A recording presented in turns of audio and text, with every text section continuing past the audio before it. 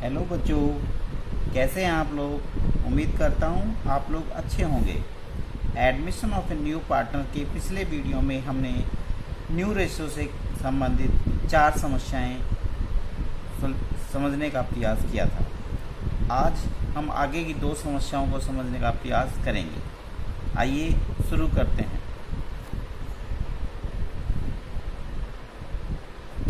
A and B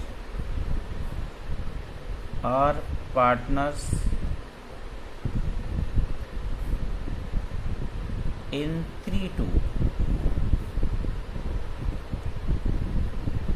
They admit C into prom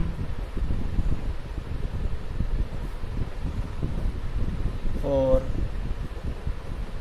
1/6 share. A and B will share profit equally in future.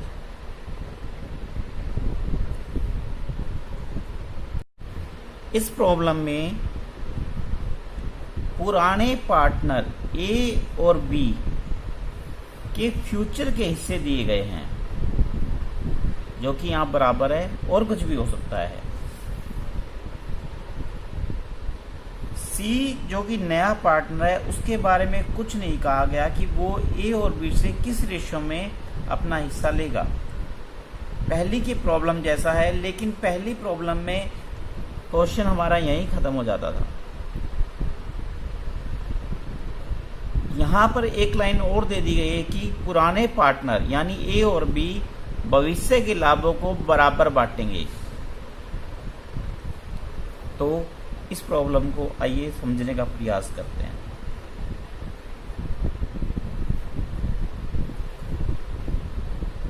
पहली problem की तरह let B total profit 1 C share 1/6 remaining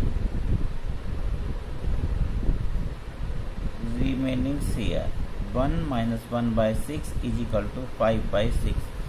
यानी C को 1/6 हिस्सा देने के बाद फर्म के पास भविष्य का जो लाभ, शेष लाभ जो बचेगा वो 5/6 5/6 होगा।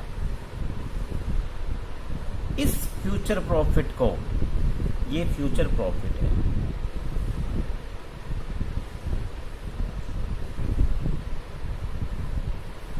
इसे ए और बी बराबर बांटेंगे। तो as new share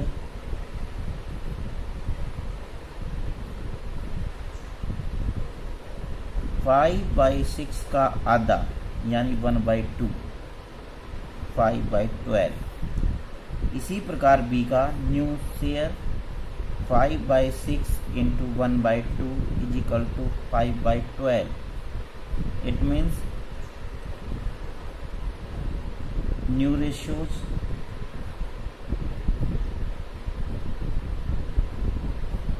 are A का 5/12, बी का 5/12 एंड सी का 1/6। एलसीएम 12 5:5:2 यानी न्यू रेशो 5:5:2। तो इस प्रकार की प्रॉब्लम में जब पुराने पार्टनर के फ्यूचर के हिस्से दिए गए हों, इक्वल हो, तो इस फ्यूचर प्रॉफिट को इक्वल बांट दीजिए। यदि 2-3 में हो तो 2-3 में बांट दीजिए। किसी भी रेशियो में दिया हो तो 5/6 यानी जो फ्यूचर प्रॉफिट है, जो रिमेनिंग शेयर है, उसको हम यहाँ जो हिस्सा दिया होगा उस हिस्से में बांट देंगे। आइए नेक्स्ट प्रॉब्लम को समझने का प्रयास करते हैं।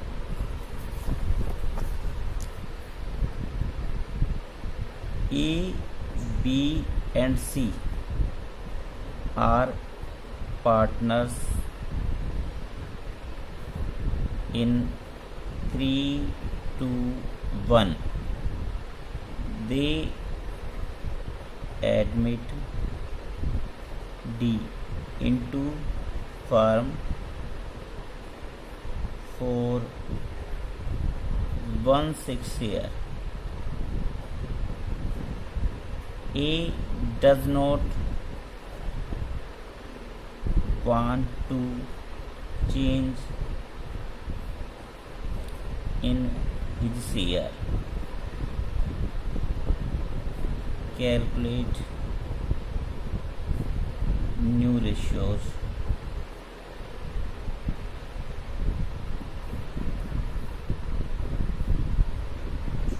ए बी सी 3-1 के पार्टनर हैं, वे डी को 1/6 शेयर के लिए शामिल करते हैं। ए अपने हिस्से में कोई चेंज नहीं चाहता। A does not want to change in his share. A अपने हिस्से में कोई चेंज नहीं चाहता। ए का हिस्सा कितना है? 3/6। वह अपने हिस्से को नहीं बदलना चाहता। Calculate new ratio. ये भी फर्स्ट प्रॉब्लम की तरह है, एक लाइन यहां भी बदल गई कि ए अपने हिस्से में बदलाव नहीं चाहता। Solution, let B total profit of the firm 1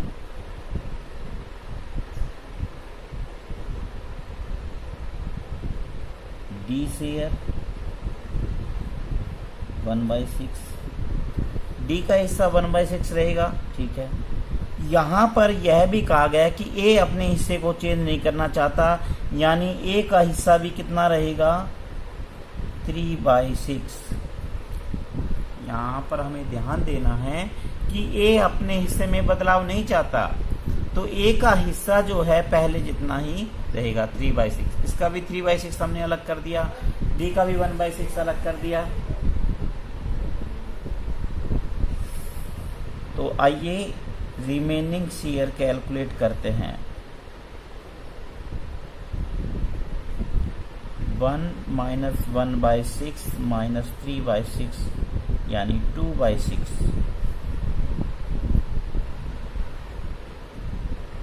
अब ए का हिस्सा तो 3/6 हो गया, तो हमें निकालना है बी और सी के नए हिस्से। बी से न्यू शेयर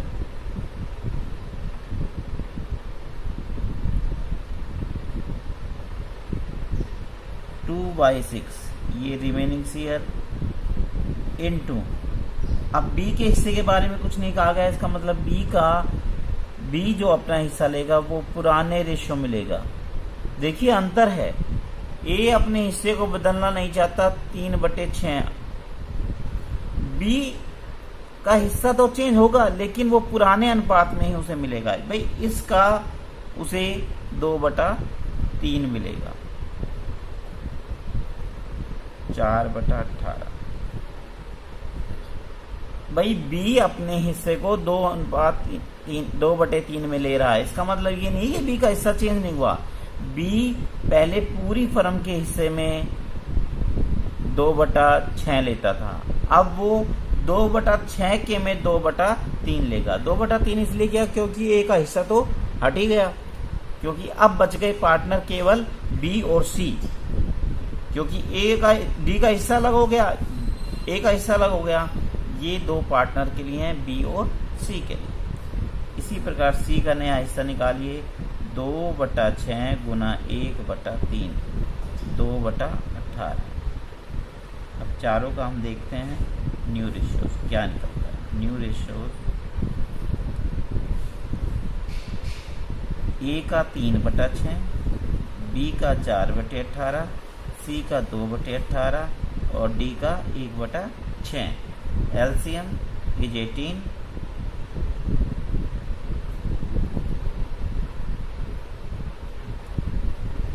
(9:4:2:3) ये नए रेशियो।